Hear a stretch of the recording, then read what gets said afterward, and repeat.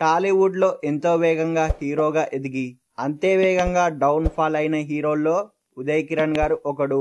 ఒకానొక దశలో సినిమా ఛాన్సులు రాక డిప్రెషన్లోకి వెళ్ళిపోయాడు ఈ హ్యాండ్సమ్ హీరో.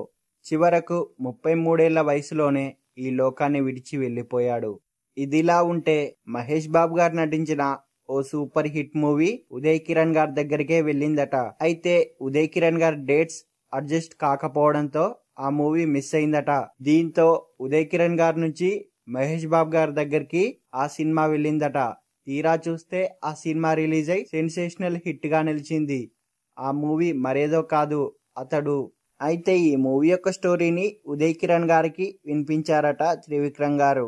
స్టోరీ బాగుండడంతో అతను కూడా ఓకే చెప్పాడట. మేకర్స్ కూడా ఉదయ్ కిరణ్ గారితోనే ఈ సినిమా తీసేందుకు రెడీ అయ్యారట.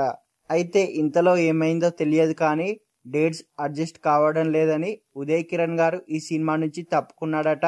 ఆ విషయాన్ని అతడు సినిమా నిర్మాత అయిన మురళీ మోహన్ గారు ఇటీవల ఓ ఇంటర్వ్యూలో వెల్లడించాడు.